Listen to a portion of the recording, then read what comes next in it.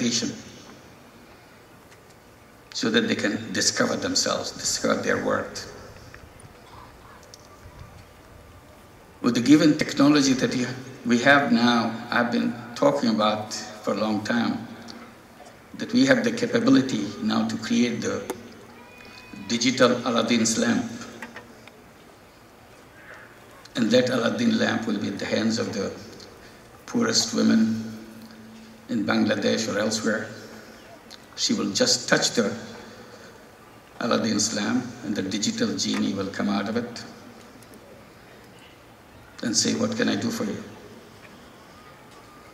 And any problem she has can be resolved by the help of the digital genie. We have the digital genie in our hand right now, but the poor woman doesn't have it yet. That's the challenge we have, how to bring it happen, bring it to them. If we had that digital genie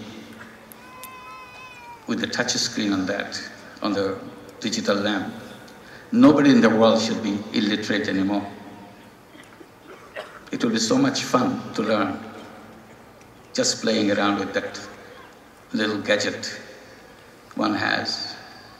That little gadget, the Aladdin's lamp, will become the friend, philosopher, and guide for everybody around the world to overcome whatever shortcoming or difficulty he or she started with.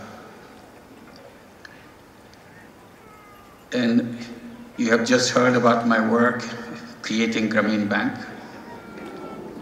And when I went back to Bangladesh teaching economics, I had no idea that I'll someday get involved with banking.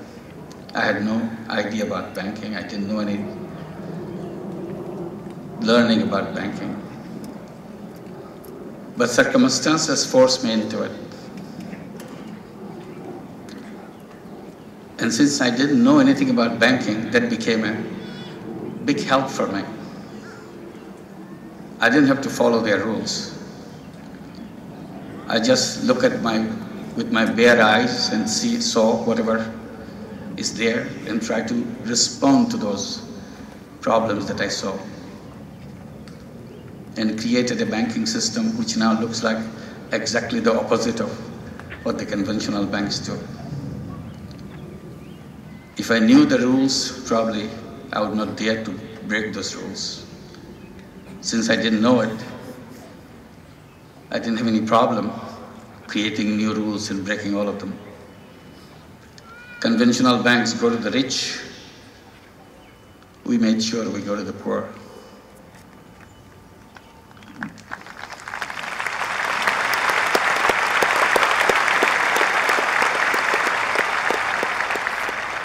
The poorer you are, more attractive you are for us. If you are the poorest, we kind of celebrate that we found you. And it's our job now, help find resources for you so that you can change your life.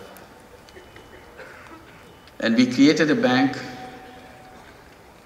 where we emphasize on the women. Conventional banks mostly go to men. We decided to go to women.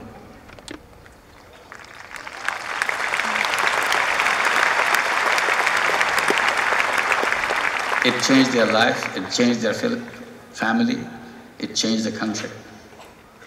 Most dramatic thing that happened in Bangladesh in the last 25 years, any visitor to Bangladesh will tell you, it is the empowerment of women. The status of women has changed so differently right now than it was 25 years back. One after another, you see the differences that it made to people's life in the whole society. And we created a bank, unlike conventional banks, which are owned by the rich. We made Grameen Bank owned by the poor and owned by the poor women. So all the borrowers of Grameen Bank own the bank. Unlike the traditional way of thinking that you have to bring donations, assistance from the government to run something for the poor people. We defied that. We created a bank which runs by its own money. We just take deposits just like any other bank, and lend that money to the poor women. We lend out over $100 million a month, and all this money comes from the deposits of the bank. And the bank makes profit.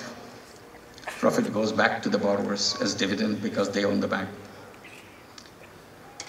We concentrated on the children of the families of Grameen Bank.